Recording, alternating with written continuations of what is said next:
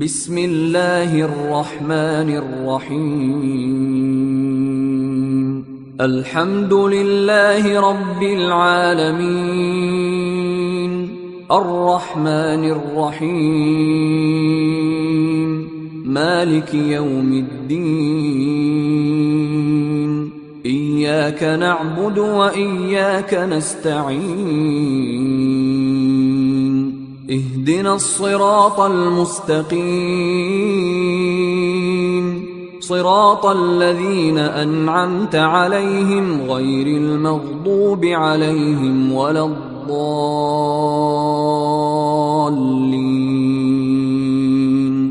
بسم الله الرحمن الرحيم ألف لام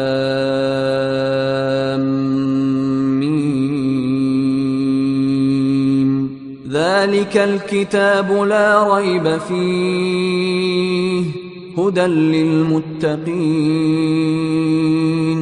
الذين يؤمنون بالغيب ويقيمون الصلاة ومما رزقناهم ينفقون والذين يؤمنون بما أنزل إليك وما أنزل من قبلك وبالآخرة هم يوقنون أولئك على هدى من ربهم وأولئك هم المفلحون إن الذين كفروا سواء عليهم أأنذرتهم أم لم تنذرهم لا يؤمنون ختم الله على قلوبهم وعلى سمعهم وعلى أبصارهم غشاوة ولهم عذاب عظيم ومن الناس من يقول آمنا بالله وباليوم الآخر وما هم بمؤمنين يخادعون الله والذين آمنوا وما يخدعون إلا أنفسهم وما يشعرون في قلوبهم مرض فزادهم الله مرضا ولهم عذاب أليم بما كانوا يكذبون وإذا قيل لهم لا تفسدوا في الأرض قالوا إنما نحن مصلحون ألا إنهم هم المفسدون ولكن لا يشعرون وإذا قيل لهم آمنوا كما آمن الناس قالوا أنؤمن كما آمن السفهاء ألا إنهم هم السفهاء ولكن لا يعلمون وإذا لقوا الذين آمنوا قالوا آمنا وإذا خلوا إلى شياطينهم قالوا إنا معكم إنما نحن مستهزئون الله يستهزئ بهم ويمدهم في طغيانهم يعمهون أولئك الذين اشتروا الضلالة بالهدى فما ربحت تجارتهم وما كانوا مهتدين مثلهم كمثل الذي استوقد نارا فلما أضاءت ما حوله ذهب الله بنورهم وتركهم في ظلمات لا يبصرون صم بكم عمي فهم لا يرجعون أو كصيب من السماء فيه ظلمات ورعد وبرق يجعلون أصابعهم في آذانهم من الصواعق حذر الموت والله محيط بالكافرين يكاد البرق يخطف أبصارهم كلما أضاء لهم مشوا فيه وإذا أظلم عليهم قاموا ولو شاء الله لذهب بسمعهم وأبصارهم إن الله على كل شيء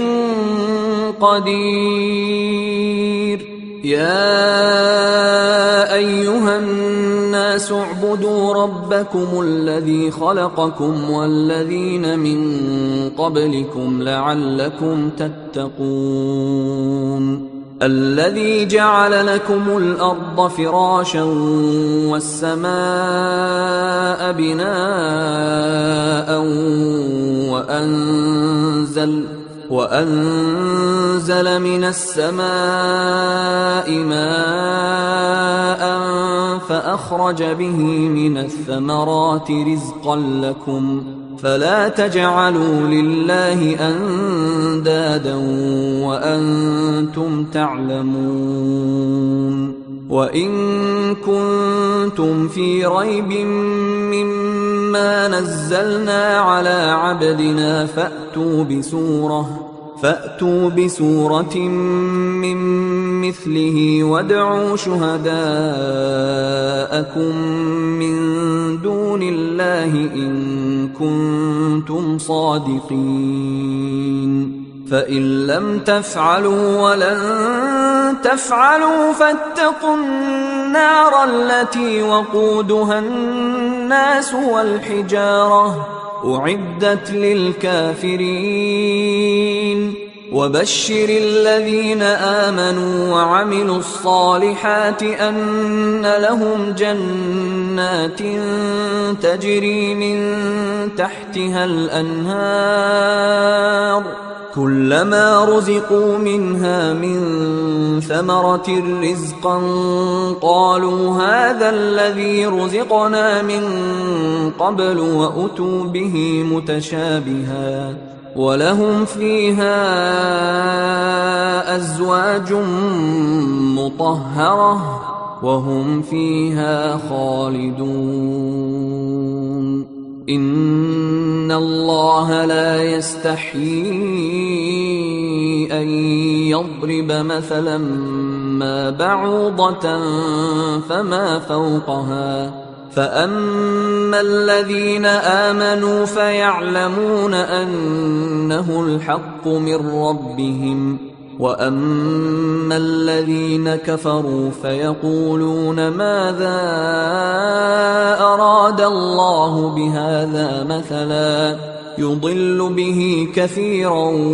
ويهدي به كثيرا وما يضل به إلا الفاسقين الذين ينقضون عهد الله من بعد ميثاقه ويقطعون ما أمر الله به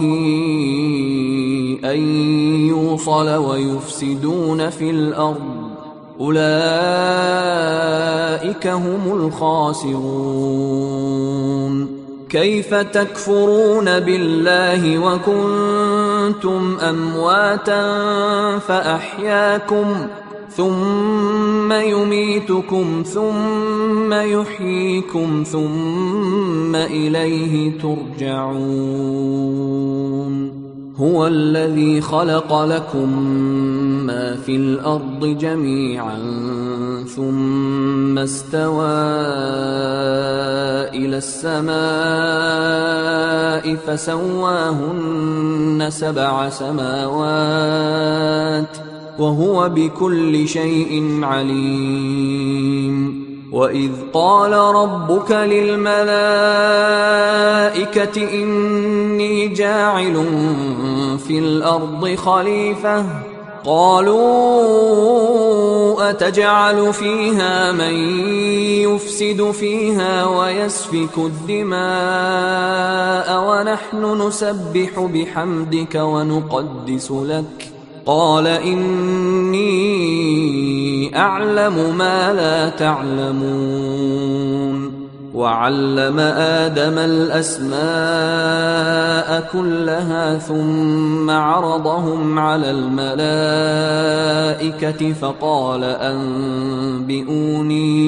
فقال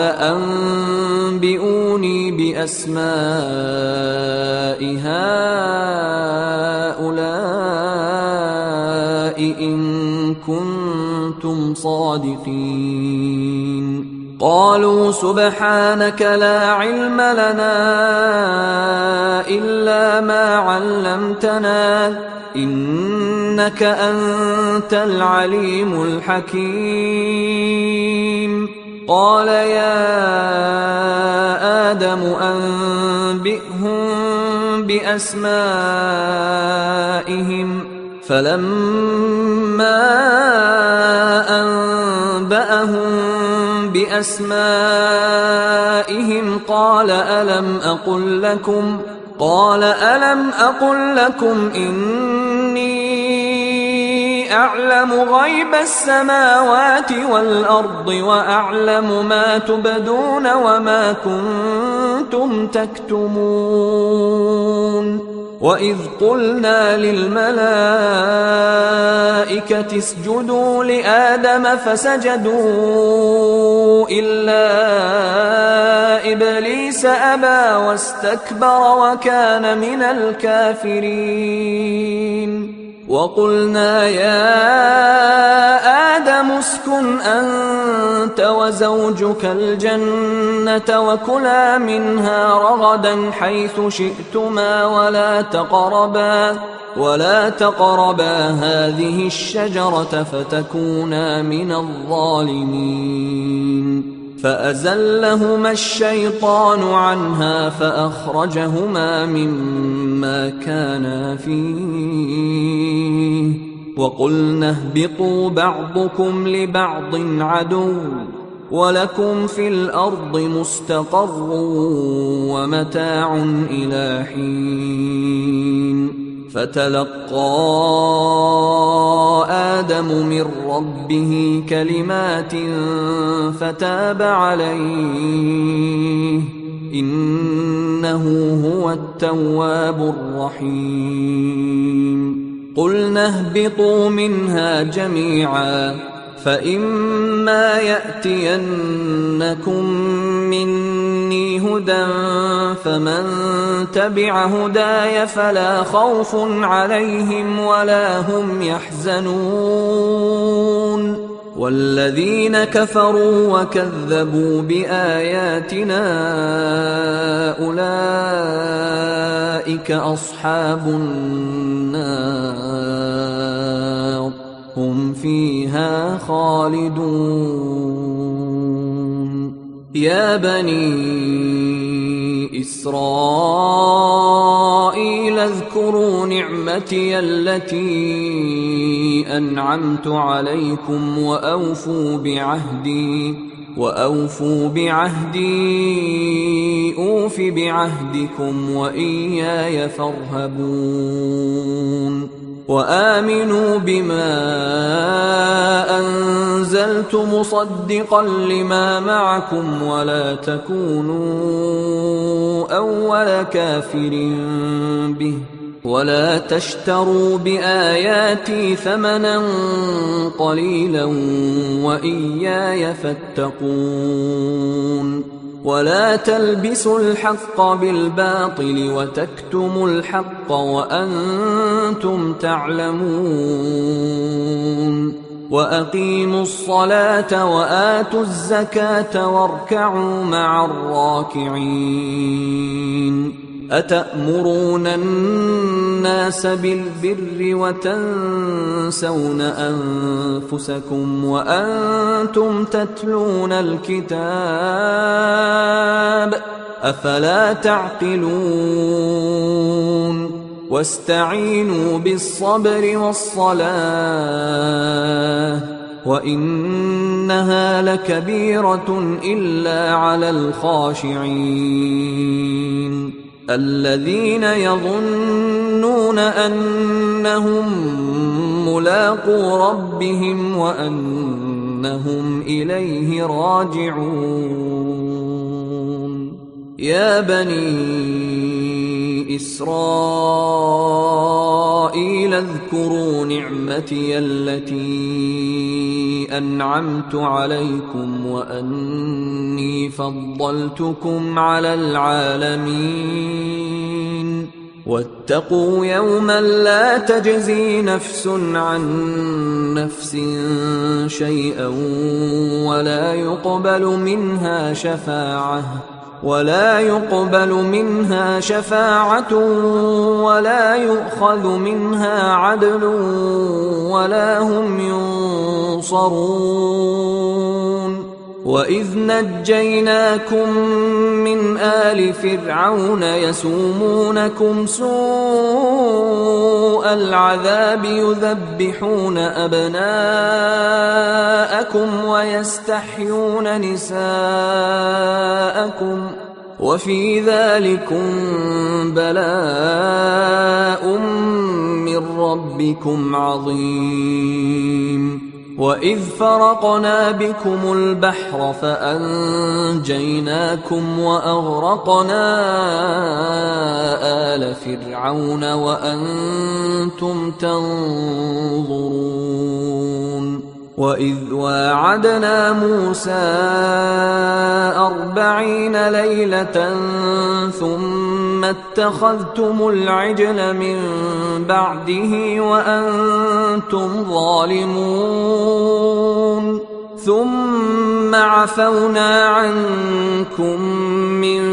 بعد ذلك لعلكم تشكرون وإذ آتينا موسى الكتاب والفرقان لعلكم تهتدون وإذ قال موسى لقومه يا قوم إنكم ظلمتم أنفسكم باتخاذكم العجل فتوبوا إلى بارئكم فاقتلوا أنفسكم ذلكم خير لكم عند بارئكم فتاب عليكم إنه هو التواب الرحيم وإذ قلتم يا موسى لن نؤمن لك حتى نرى الله جهرة فأخذتكم الصاعقة وأنتم تنظرون ثم بعثناكم من بعد موتكم لعلكم تشكرون وظللنا عليكم الغمام وأنزلنا عليكم المن والسلوى كلوا من طيبات ما رزقناكم وما ظلمونا ولكن كانوا أنفسهم يظلمون وإذ قلنا ادخلوا هذه القرية فكلوا منها حيث شئتم رغدا وادخلوا الباب سجدا وقولوا حطة نغفر لكم خطاياكم وسنزيد المحسنين فبدل الذين ظلموا قولا غير الذي قيل لهم فأنزلنا على الذين ظلموا رجزا من السماء بما كانوا يفسقون وإذ استسقى موسى لقومه فقلنا اضرب بعصاك الحجر فانفجرت منه 12 عينا قد علم كل أناس مشربهم كلوا واشربوا من رزق الله ولا تعثوا في الأرض مفسدين وإذ قلتم يا موسى لن نصبر على طعام واحد فادع لنا ربك يخرج لنا مما تنبت الأرض من بقلها وقثائها وفومها وعدسها وبصلها قال أتستبدلون الذي هو أدنى بالذي هو خير اهبطوا مصرا فإن لكم ما سألتم وضربت عليهم الذلة والمسكنة وباءوا بغضب من الله ذلك بأنهم كانوا يكفرون بآيات الله ويقتلون النبيين بغير الحق ذلك بما عصوا وكانوا يعتدون إن الذين آمنوا والذين هادوا والنصارى والصابئين من آمن بالله واليوم الآخر وعمل صالحا فلهم أجرهم عند ربهم ولا خوف عليهم ولا هم يحزنون وإذ أخذنا ميثاقكم ورفعنا فوقكم الطور خذوا ما آتيناكم بقوة واذكروا ما فيه لعلكم تتقون ثم توليتم من بعد ذلك فلولا فضل الله عليكم ورحمته لكنتم من الخاسرين ولقد علمتم الذين اعتدوا منكم في السبت فقلنا لهم كونوا قردة خاسئين فجعلناها نكالا لما بين يديها وما خلفها وموعظة للمتقين وإذ قال موسى لقومه إن الله يأمركم أن تذبحوا بقرة قالوا أتتخذنا هزوا قال أعوذ بالله أن أكون من الجاهلين قالوا ادع لنا ربك يبين لنا ما هي قال إنه يقول إنها بقرة لا فارض ولا بكر عوان بين ذلك فافعلوا ما تؤمرون قالوا ادع لنا ربك يبين لنا ما لونها قال إنه يقول إنها بقرة صفراء فاقع لونها تسر الناظرين قالوا ادع لنا ربك يبين لنا ما هي إن البقرة شابه علينا وإنا إن شاء الله لمهتدون قال إنه يقول إنها بقرة لا ذلول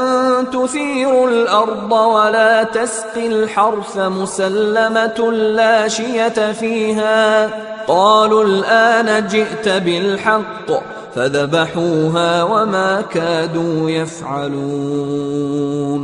وإذ قتلتم نفسا فادارأتم فيها والله مخرج ما كنتم تكتمون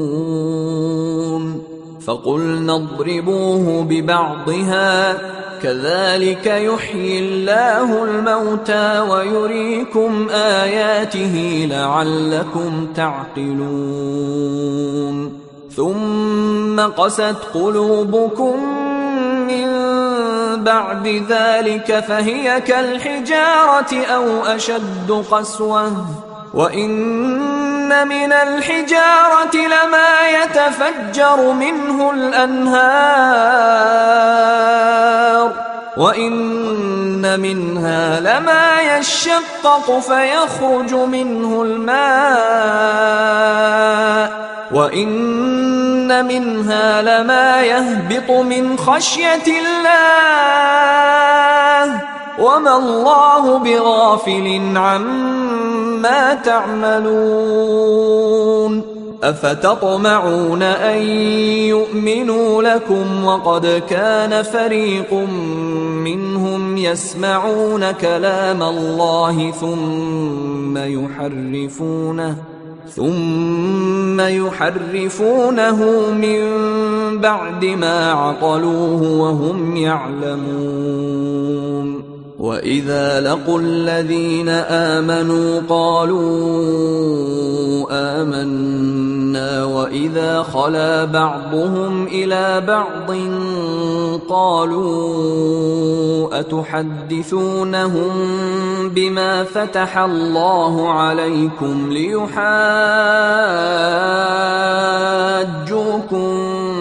به عند ربكم أفلا تعقلون أولا يعلمون أن الله يعلم ما يسرون وما يعلنون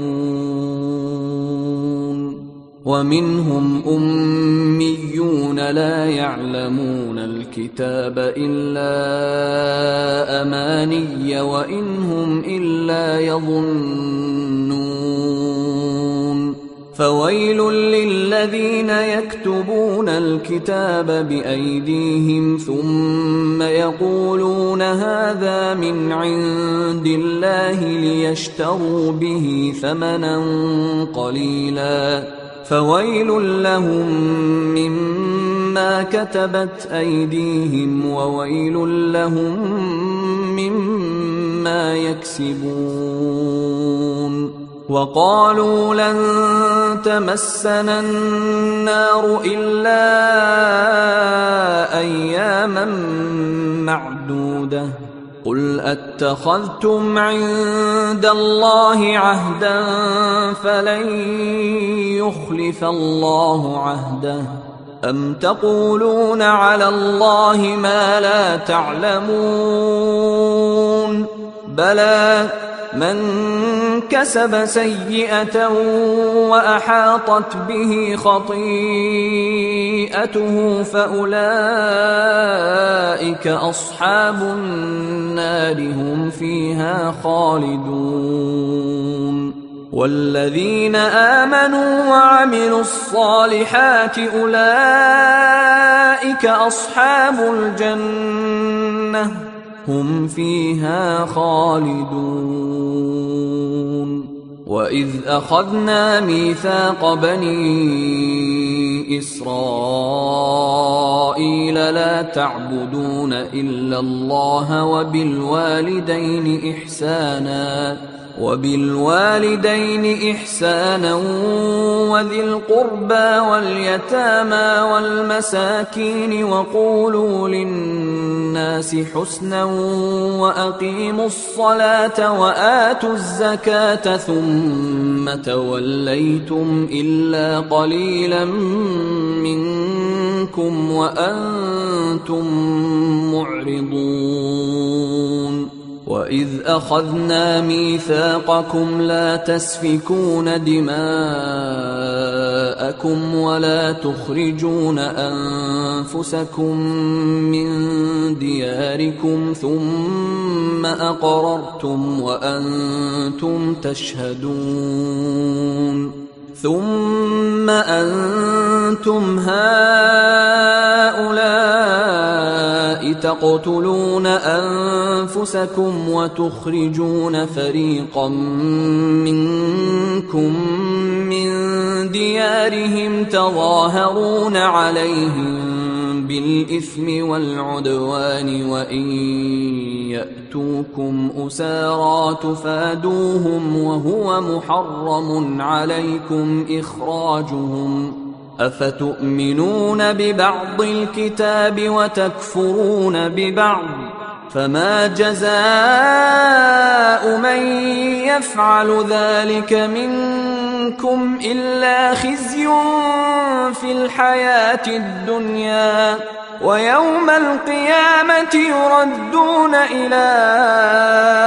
أشد العذاب وما الله بغافل عما تعملون أولئك الذين اشتروا الحياة الدنيا بالآخرة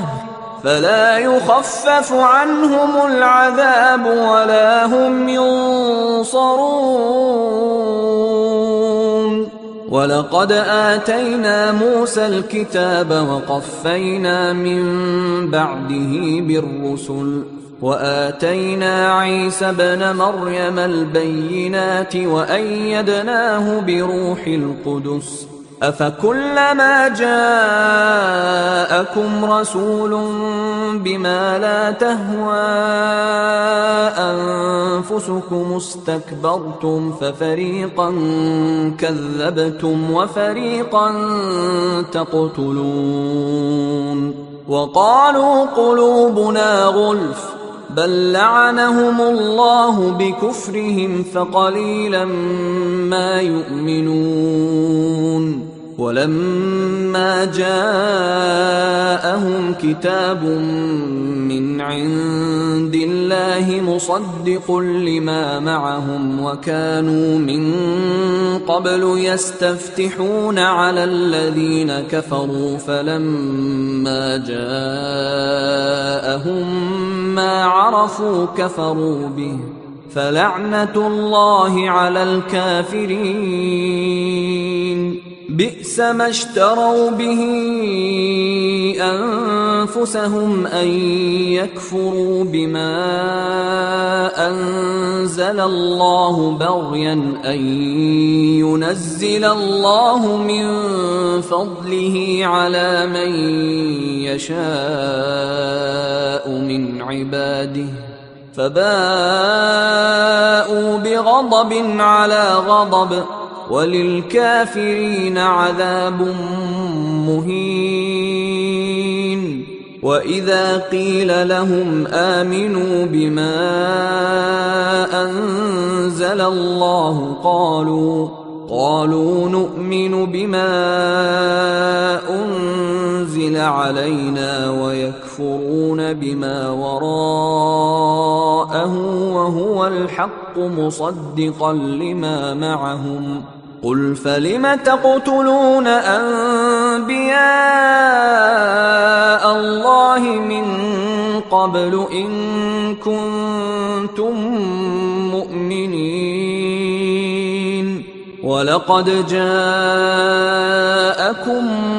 موسى بالبينات ثم اتخذتم العجل من بعده وأنتم ظالمون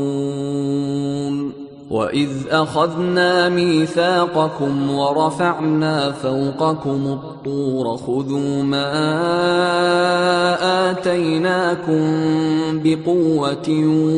واسمعوا قالوا سمعنا وعصينا وأشربوا في قلوبهم العجل بكفرهم قل بئس ما يأمركم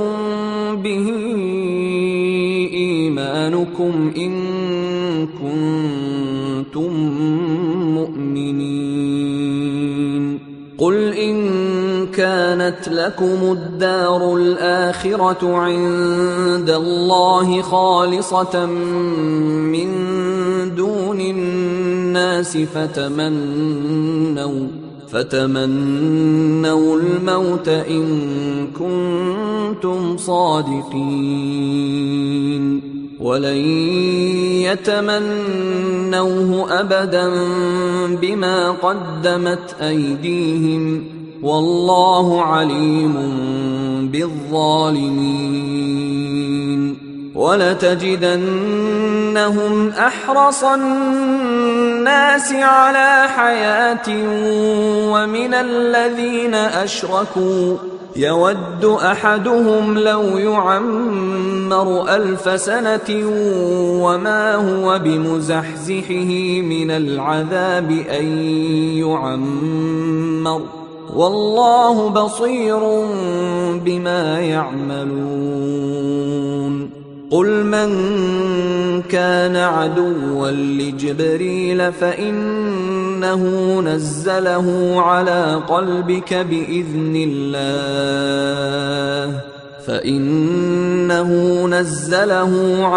قلبك بإذن الله مصدقا لما بين يديه وهدى وبشرى للمؤمنين من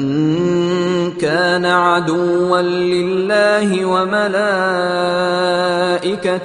ورسله وجبريل وميكال فإن الله عدو للكافرين ولقد أنزلنا إليك آيات بينات وما يكفر بها إلا الفاسقون أوكلما عاهدوا عهدا نبذه فريق منهم بل أكثرهم لا يؤمنون ولما جاءهم رسول من عند الله مصدق لما معهم نبذ فريق من الذين أوتوا الكتاب كتاب الله وراء ظهورهم كأنهم لا يعلمون واتبعوا ما تتلو الشياطين على ملك سليمان وما كفر سليمان ولكن الشياطين كفروا يعلمون الناس السحر وما أنزل على الملكين ببابل هاروت وماروت وما يعلمان من أحد حتى يقولا إنما نحن فتنة فلا تكفر فيتعلمون منهما ما يفرقون به بين المرء وزوجه وما هم بضارين به من أحد إلا بإذن الله ويتعلمون ما يضرهم ولا ينفعهم ولقد علموا لمن اشتراه ما له في الآخرة من خلاق ولبئس ما شروا به أنفسهم لو كانوا يعلمون ولو أنهم آمنوا واتقوا لمثوبة من عند الله خير لو كانوا يعلمون يا أيها الذين آمنوا لا تقولوا راعنا وقولوا انظرنا واسمعوا وللكافرين عذاب أليم ما يود الذين كفروا من أهل الكتاب ولا المشركين أن ينزل عليكم من خير من ربكم، والله يختص برحمته من يشاء، والله ذو الفضل العظيم. ما ننسخ من آية أو ننسها نأت بخير منها أو مثلها، ألم تعلم أن الله على كل شيء قدير؟ ألم تعلم أن الله له ملك السماوات والأرض، وما لكم من دون الله من ولي ولا نصير؟ أم تريدون أن تسألوا رسولكم كما سئل موسى من قبل؟ ومن يتبدل الكفر بالإيمان فقد ضل سواء السبيل. ود كثير من أهل الكتاب لو يردونكم من بعد إيمانكم كفارا حسدا من عند أنفسهم من بعد ما تبين لهم الحق، فاعفوا واصفحوا حتى يأتي الله بأمره، إن الله على كل شيء قدير. وأقيموا الصلاة وآتوا الزكاة، وما تقدموا لأنفسكم من خير تجدوه عند الله، إن الله بما تعملون بصير. وقالوا لن يدخل الجنة إلا من كان هودا أو نصارى، تلك أمانيهم، قل هاتوا برهانكم إن كنتم صادقين. بلى من أسلم وجهه لله وهو محسن فله أجره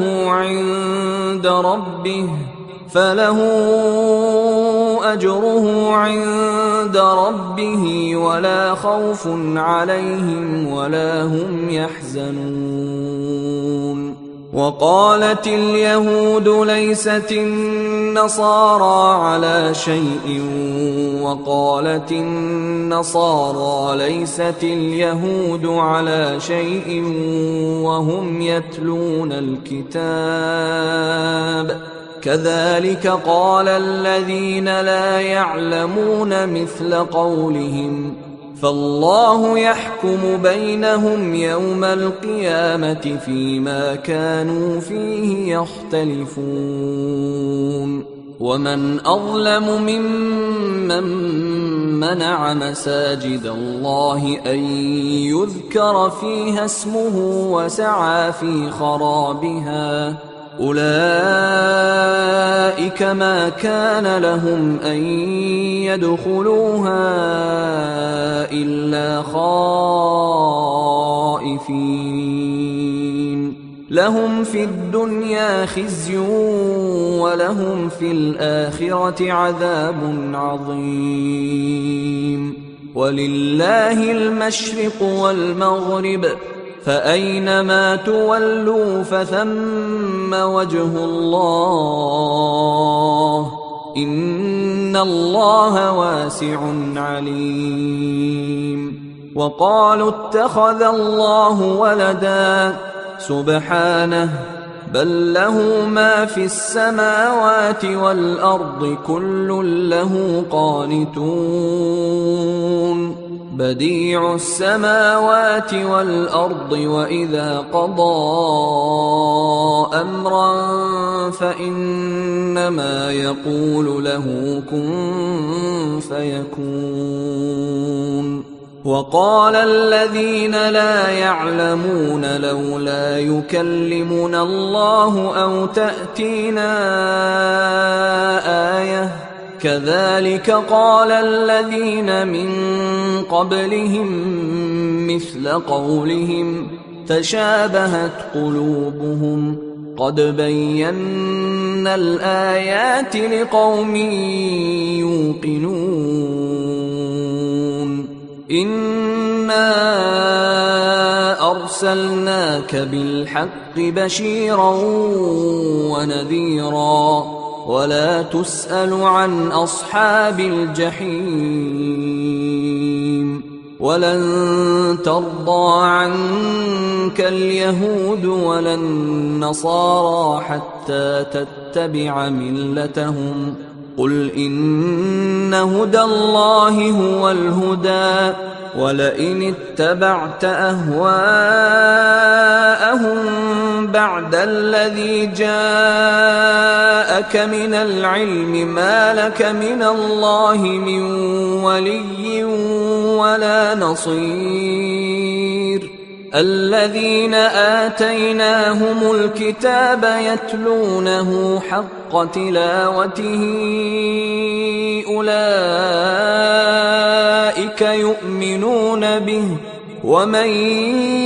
يكفر به فأولئك هم الخاسرون. يا بني إسرائيل اذكروا نعمتي التي أنعمت عليكم وأني فضلتكم على العالمين. واتقوا يوما لا تجزي نفس عن نفس شيئا ولا يقبل منها عدل ولا تنفعها شفاعة ولا هم ينصرون. وإذ ابتلى إبراهيم ربه بكلمات فأتمهن قال إني جاعلك للناس إماما قال ومن ذريتي قال لا ينال عهد الظالمين. وإذ جعلنا البيت مثابة للناس وأمنا واتخذوا من مقام إبراهيم مصلى وعهدنا إلى إبراهيم وإسماعيل أن طهرا بيتي للطائفين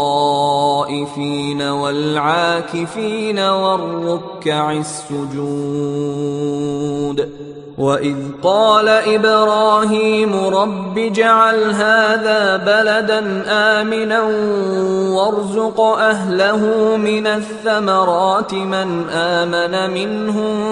بالله واليوم الآخر قال ومن كفر فأمتعه قليلا ثم أضطره إلى عذاب النار وبئس المصير. وإذ يرفع إبراهيم القواعد من البيت وإسماعيل ربنا تقبل منا إنك أنت السميع العليم. ربنا وجعلنا مسلمين لك ومن ذريتنا أمة مسلمة لك وأرنا مناسكنا وتب علينا إنك إنك أنت التواب الرحيم ربنا وابعث فيهم رسولا منهم يتلو عليهم آياتك ويعلمهم الكتاب والحكمة ويزكيهم إنك أنت العزيز الحكيم ومن يرغب عن ملة إبراهيم إلا من سفه نفسه ولقد اصطفيناه في الدنيا وإنه في الآخرة لمن الصالحين إذ قال له ربه أسلم قال أسلمت لرب العالمين ووصى بها إبراهيم بنيه ويعقوب يا بني إن الله اصطفى لكم الدين فلا تموتن إلا وأنتم مسلمون أم كنتم شهداء إذ حضر يعقوب الموت إذ قال لبنيه ما تعبدون من بعدي قالوا نعبد إلهك وإله آبائك إبراهيم وإسماعيل وإسحاق إلها واحدا ونحن له مسلمون تلك أمة قد خلت لها ما كسبت ولكم ما كسبتم ولا تسألون عما كانوا يعملون وقالوا كونوا هودا أو نصارى تهتدوا قل بل ملة إبراهيم حنيفا وما كان من المشركين قولوا آمنا بالله وما أنزل إلينا وما أنزل إلى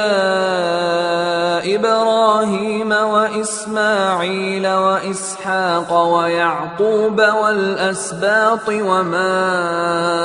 أوتي موسى وعيسى وما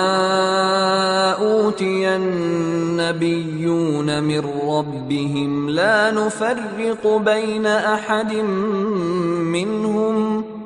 نفرق بين أحد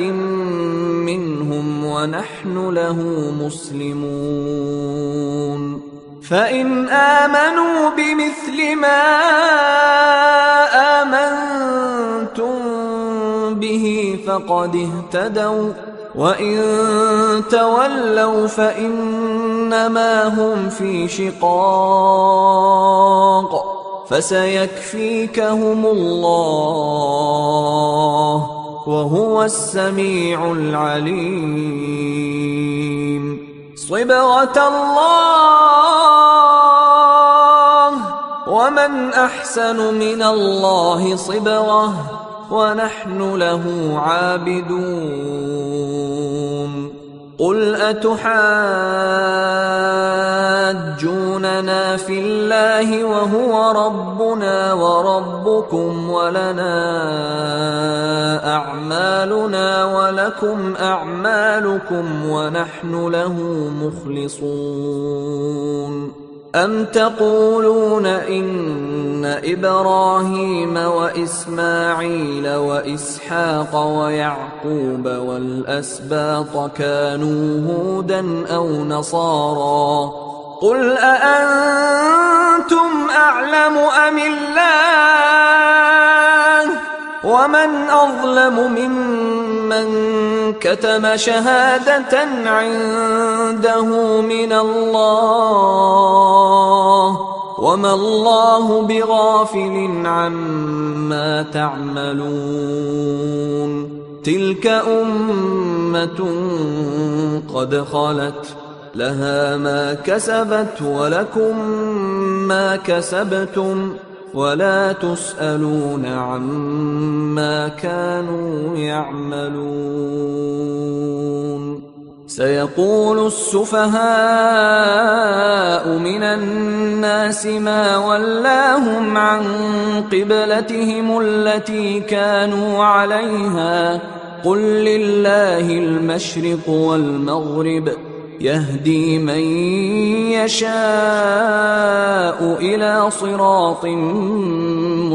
مستقيم. وكذلك جعلناكم أمة وسطا لتكونوا شهداء على الناس ويكون الرسول عليكم شهيدا. وما جعلنا القبلة التي كنت عليها إلا لنعلم من يتبع الرسول ممن ينقلب على عقبيه وإن كانت لكبيرة إلا على الذين هدى الله وما كان الله ليضيع إيمانكم إن الله بالناس لرءوف رحيم. قد نرى تقلب وجهك في السماء فلنولينك قبلة ترضاها فول وجهك شطر المسجد الحرام وحيث ما كنتم فولوا وجوهكم شطره وإن الذين أوتوا الكتاب ليعلمون أنه الحق من ربهم وما الله بغافل عما يعملون. ولئن أتيت الذين أوتوا الكتاب بكل آية ما تبعوا قبلتك وما أنت بتابع قبلتهم وما بعضهم بتابع قبلة بعض ولئن اتبعت أهواءهم من بعد ما جاءك من العلم إنك إذا لمن الظالمين. الذين آتيناهم الكتاب يعرفونه كما يعرفون أبناءهم وإن فريقا منهم ليكتمون الحق وهم يعلمون. الحق من ربك فلا تكونن من الممترين. ولكل وجهة هو موليها فاستبقوا الخيرات أينما تكونوا يأت بكم الله جميعا إن الله على كل شيء قدير. ومن حيث خرجت فول وجهك شطر المسجد الحرام وإنه للحق من ربك وما الله بغافل عما تعملون. ومن حيث خرجت فول وجهك شطر المسجد الحرام وحيث ما كنتم فولوا وجوهكم شطره لئلا يكون للناس عليكم حجة إلا الذين ظلموا منهم فلا تخشوهم واخشوني ولأتم نعمتي عليكم ولعلكم تهتدون. كما أرسلنا فيكم رسولا منكم يتلو عليكم آياتنا ويزكيكم ويعلمكم الكتاب والحكمة ويعلمكم ما لم تكونوا تعلمون فاذكروني أذكركم واشكروا لي ولا تكفرون يا أيها الذين آمنوا استعينوا بالصبر والصلاة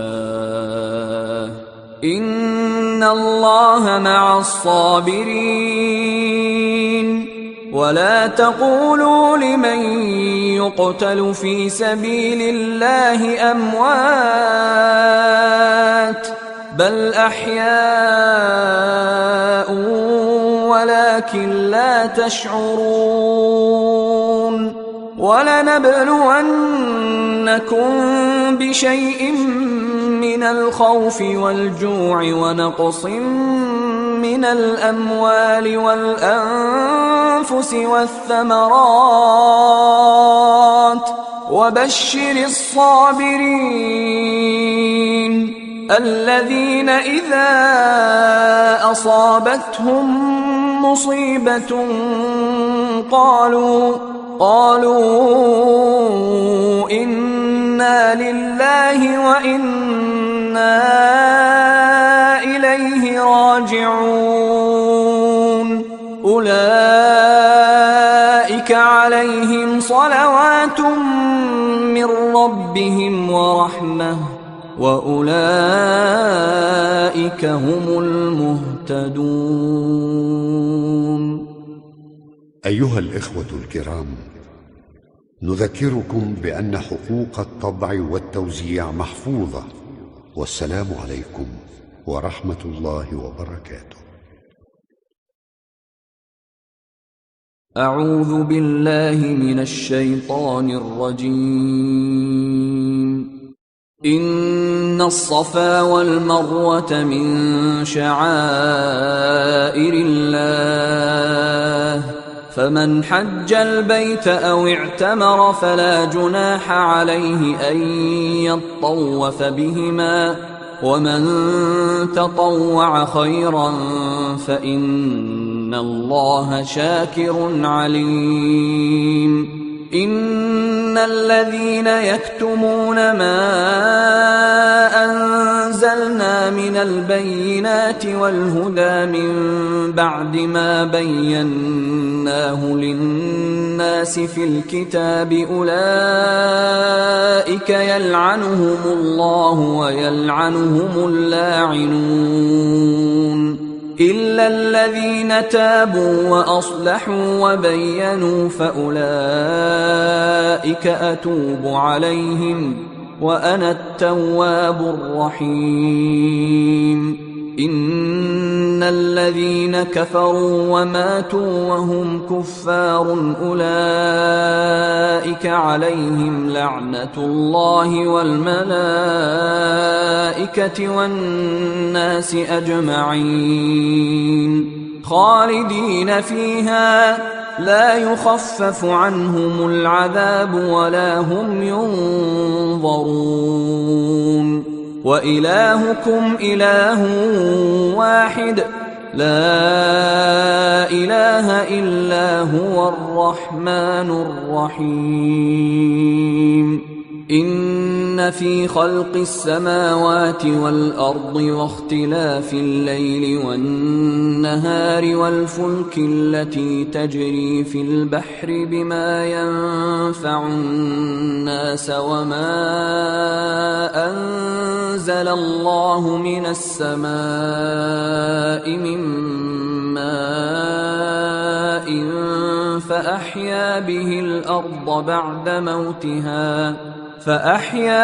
الأرض بعد موتها وبث فيها من كل دابة وتصريف الرياح والسحاب المسخر بين السماء والأرض لآيات لقوم يعقلون. ومن الناس من يتخذ من دون الله أندادا يحبونهم كحب الله والذين آمنوا أشد حبا لله ولو يرى الذين ظلموا إذ يرون العذاب أن القوة لله جميعا وأن الله شديد العذاب إذ تبرأ الذين اتبعوا من الذين اتبعوا ورأوا العذاب وتقطعت بهم الأسباب وقال الذين اتبعوا لو أن لنا كرة فنتبرأ منهم كما تبرأوا منا كذلك يريهم الله أعمالهم حسرات عليهم وما هم بخارجين من النار يا أيها الناس كلوا مما في الأرض حلالا طيبا ولا تتبعوا خطوات الشيطان إنه لكم عدو مبين إنما يأمركم بالسوء والفحشاء وأن تقولوا على الله ما لا تعلمون وإذا قيل لهم اتبعوا ما أنزل الله قالوا بل نتبع ما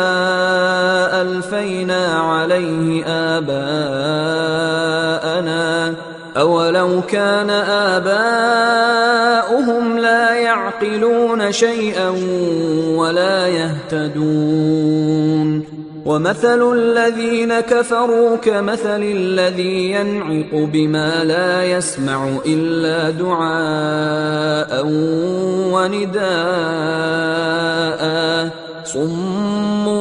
بكم عمي فهم لا يعقلون يا أيها الذين آمنوا كلوا من طيبات ما رزقناكم واشكروا لله إن كنتم إياه تعبدون إنما حرم عليكم الميتة والدم ولحم الخنزير وما أهل به لغير الله فمن اضطر غير باغ ولا عاد فلا إثم عليه إن الله غفور رحيم إن الذين يكتمون ما أنزل الله من الكتاب ويشترون به ثمنا قليلا أولئك ما يأكلون في بطونهم إلا النار ولا يكلمهم الله يوم القيامة ولا يزكيهم ولهم عذاب أليم أولئك الذين اشتروا الضلالة بالهدى والعذاب بالمغفرة فما أصبرهم على النار ذلك بأن الله نزل الكتاب بالحق وإن الذين اختلفوا في الكتاب لفي شقاق بعيد ليس البر أن تولوا وجوهكم قبل المشرق والمغرب ولكن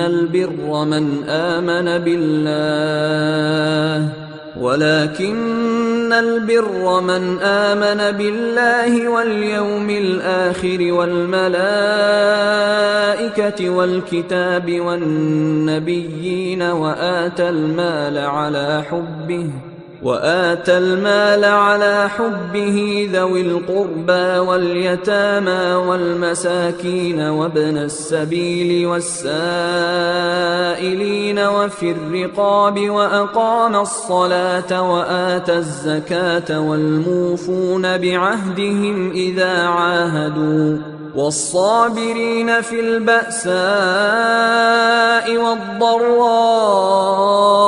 وحين البأس أولئك الذين صدقوا وأولئك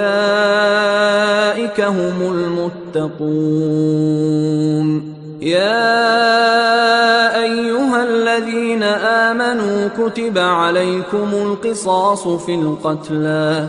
الحر بالحر والعبد بالعبد والأنثى بالأنثى فمن عفي له من أخيه شيء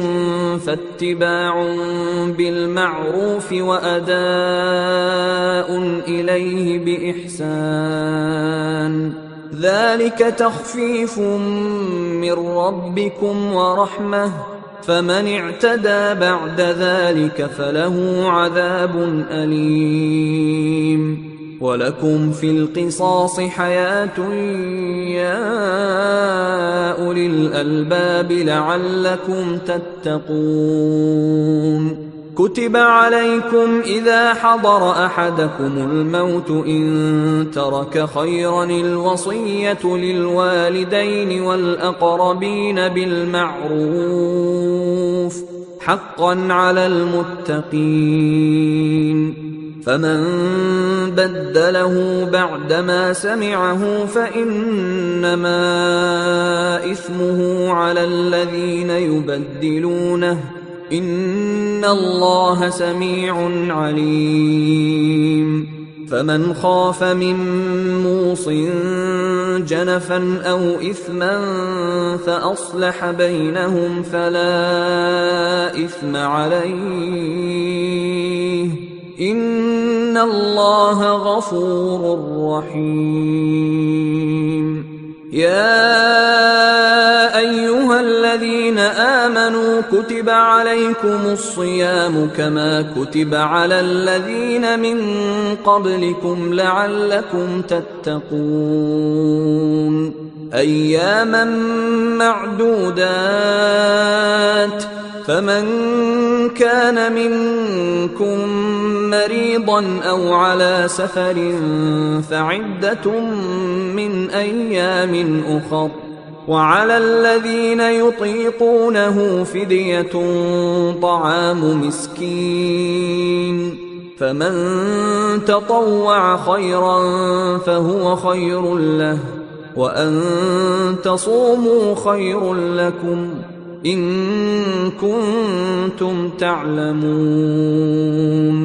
شهر رمضان الذي أنزل فيه القرآن هدى للناس وبينات من الهدى والفرقان فمن شهد منكم الشهر فليصم ومن كان مريضا أو على سفر فعدة من أيام أخر يريد الله بكم اليسر ولا يريد بكم العسر ولتكملوا العدة ولتكبروا الله على ما هداكم ولعلكم تشكرون. وإذا سألك عبادي عني فإني قريب أجيب دعوة الداع إذا دعان فليستجيبوا لي وليؤمنوا بي لعلهم يرشدون. أحل لكم ليلة الصيام الرفث إلى نسائكم هن لباس لكم وأنتم لباس لهن علم الله أنكم كنتم تختانون أنفسكم فتاب عليكم وعفى عنكم، فالآن باشروهن وابتغوا ما كتب الله لكم، وكلوا واشربوا حتى يتبين لكم الخيط الأبيض من الخيط الأسود من الفجر، ثم أتموا الصيام إلى الليل، ولا تباشروهن وأنتم عاكفون في المساجد، تلك حدود الله فلا تقربوها، كذلك يبين الله آياته للناس لعلهم يتقون. ولا تأكلوا أموالكم بينكم بالباطل وتدلوا بها إلى الحكام لتأكلوا فريقا من أموال الناس بالإثم وأنتم تعلمون. يسألونك عن الأهلة، قل هي مواقيت للناس والحج، وليس البر بأن تأتوا البيوت من ظهورها، ولكن البر من اتقى، وأتوا البيوت من أبوابها، واتقوا الله لعلكم تفلحون. وقاتلوا في سبيل الله الذين يقاتلونكم ولا تعتدوا، إن الله لا يحب المعتدين. واقتلوهم حيث ثقفتموهم وأخرجوهم من حيث أخرجوكم، والفتنة أشد من القتل، ولا تقاتلوهم عند المسجد الحرام حتى يقاتلوكم فيه، فإن قاتلوكم فاقتلوهم، كذلك جزاء الكافرين. فإن انتهوا فإن الله غفور رحيم. وقاتلوهم حتى لا تكون فتنة ويكون الدين لله، فإن انتهوا فلا عدوان إلا على الظالمين. الشهر الحرام بالشهر الحرام والحرمات قصاص، فمن اعتدى عليكم فاعتدوا عليه بمثل ما اعتدى عليكم، واتقوا الله واعلموا أن الله مع المتقين. وأنفقوا في سبيل الله ولا تلقوا بأيديكم إلى التهلكة وأحسنوا، إن الله يحب المحسنين. وأتموا الحج والعمرة لله، فإن أحصرتم فما استيسر من الهدي، ولا تحلقوا رؤوسكم حتى يبلغ الهدي محله، فمن كان منكم مريضا أو به أذى من رأسه ففدية من صيام أو صدقة أو نسك، فإذا أمنتم فمن تمتع بالعمرة إلى الحج فما استيسر من الهدي، فمن لم يجد فصيام 3 أيام في الحج و7 إذا رجعتم، تلك 10 كاملة، ذلك لمن لم يكن أهله حاضر المسجد الحرام. واتقوا الله واعلموا أن الله شديد العقاب. الحج أشهر معلومات، فمن فرض فيهن الحج فلا رفث ولا فسوق ولا جدال في الحج، وما تفعلوا من خير يعلمه الله، وتزودوا فإن خير الزاد التقوى، واتقون يا أولي الألباب. ليس عليكم جناح أن تبتغوا فضلا من ربكم، فإذا أفضتم من عرفات فاذكروا الله عند المشعر الحرام، واذكروه كما هداكم وإن كنتم من قبله لمن الضالين.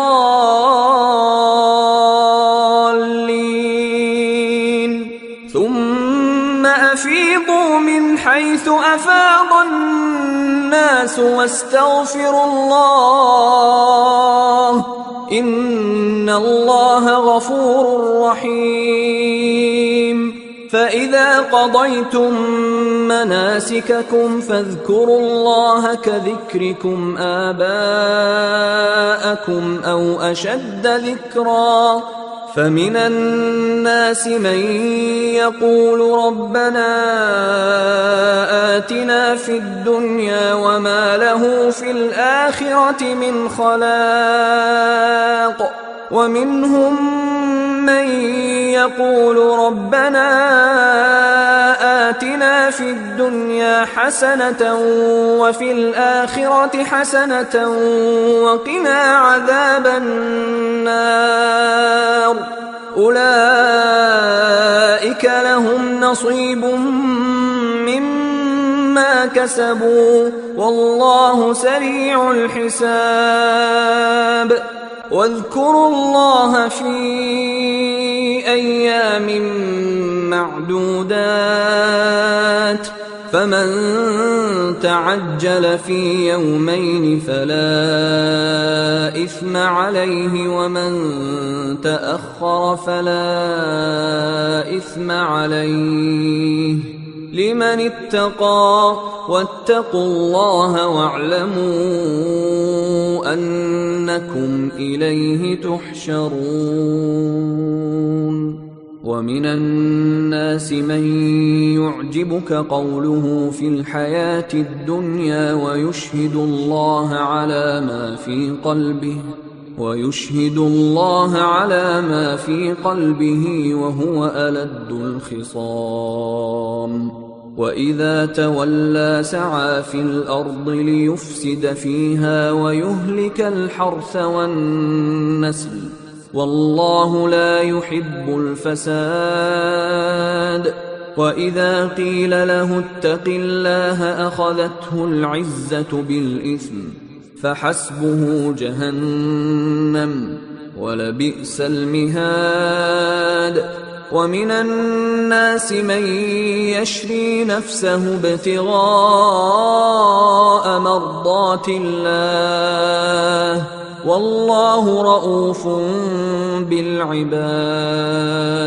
يا أيها الذين آمنوا ادخلوا في السلم كافة ولا تتبعوا خطوات الشيطان، إنه لكم عدو مبين. فإن زللتم من بعد ما جاءتكم البينات فاعلموا أن الله عزيز حكيم.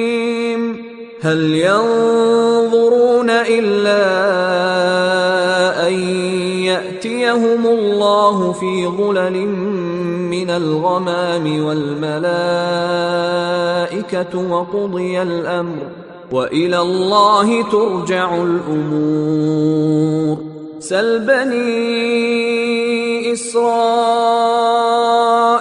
كم آتيناهم من بآية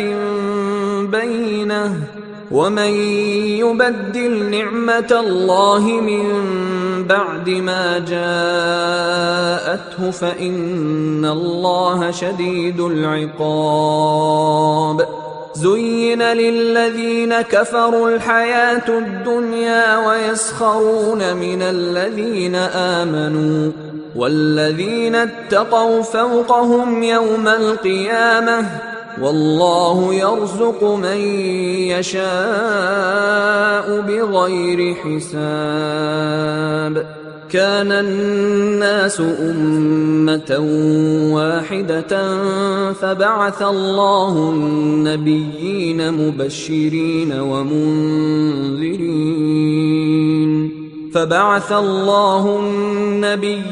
مبشرين ومنذرين وأنزل معهم الكتاب بالحق ليحكم بين الناس فيما اختلفوا فيه وما اختلف فيه إلا الذين أوتوه من بعد ما جاءتهم البينات بغيا بينهم فهدى الله الذين آمنوا لما اختلفوا فيه من الحق بإذنه والله يهدي من يشاء إلى صراط مستقيم أم حسبتم أن تدخلوا الجنة ولما يأتكم مثل الذين خلوا من قبلكم مستهم البأساء والضراء وزلزلوا حتى يقول الرسول والذين آمنوا معه متى نصر الله ألا إن نصر الله قريب يسألونك ماذا ينفقون قل ما أنفقتم من خير فللوالدين والأقربين واليتامى والمساكين وابن السبيل وما تفعلوا من خير فإن الله به عليم كتب عليكم القتال وهو كره لكم وعسى أن تكرهوا شيئا وهو خير لكم وعسى أن تحبوا شيئا وهو شر لكم والله يعلم وأنتم لا تعلمون يسألونك عن الشهر الحرام قتال فيه قل قتال فيه كبير وصد عن سبيل الله وكفر به والمسجد الحرام وإخراج أهله منه أكبر عند الله والفتنة أكبر من القتل ولا يزالون يقاتلونكم حتى يردوكم عن دينكم إن استطاعوا ومن يرتدد منكم عن دينه فيمت وهو كافر فأولئك حبطت أعمالهم في الدنيا والآخرة وأولئك أصحاب النار هم فيها خالدون إن الذين آمنوا والذين هاجروا وجاهدوا في سبيل الله أولئك يرجون رحمة الله والله غفور رحيم يسألونك عن الخمر والميسر قل فيهما إثم كبير ومنافع للناس وإثمهما أكبر من نفعهما ويسألونك ماذا ينفقون قل العفو كذلك يبين الله لكم الآيات لعلكم تتفكرون في الدنيا والآخرة. ويسألونك عن اليتامى قل إصلاح لهم خير وإن تخالطوهم فإخوانكم والله يعلم المفسد من المصلح ولو شاء الله لأعنتكم إن الله عزيز حكيم. ولا تنكحوا المشركات حتى يؤمنن ولأمة مؤمنة خير من مشركة ولو أعجبتكم ولا تنكحوا المشركين حتى يؤمنوا ولعبد مؤمن خير من مشرك ولو أعجبكم أولئك يدعون إلى النار والله يدعو إلى الجنة والمغفرة بإذنه ويبين آياته للناس لعلهم يتذكرون. ويسألونك عن المحيض قل هو أذى فاعتزلوا النساء في المحيض ولا تقربوهن حتى يطهرن فإذا تطهرن فأتوهن من حيث أمركم الله إن الله يحب التوابين ويحب المتطهرين. نساؤكم حرث لكم فأتوا حرثكم أنى شئتم وقدموا لأنفسكم واتقوا الله واعلموا أنكم ملاقوه وبشر المؤمنين. ولا تجعلوا الله عرضة لأيمانكم أن تبروا وتتقوا وتصلحوا بين الناس والله سميع عليم. لا يؤاخذكم الله باللغو في أيمانكم ولكن يؤاخذكم بما كسبت قلوبكم والله غفور حليم. للذين يؤلون من نسائهم تربص 4 أشهر فإن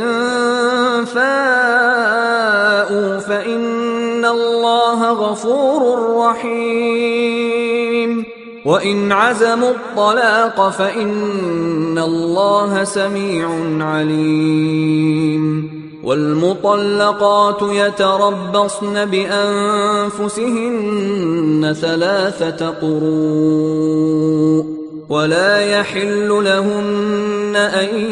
يكتمن ما خلق الله في أرحامهن إن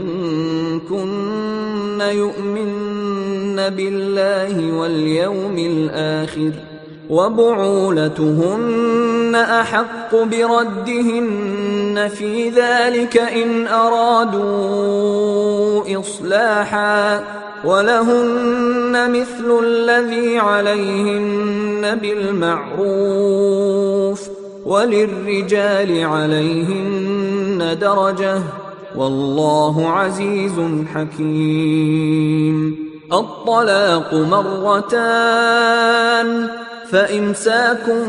بمعروف أو تسريح بإحسان ولا يحل لكم أن تأخذوا مما آتيتموهن شيئا إلا أن يخافا ألا يقيما حدود الله فإن خفتم ألا يقيما حدود الله فلا جناح عليهما فيما افتدت به، تلك حدود الله فلا تعتدوها، ومن يتعد حدود الله فأولئك هم الظالمون.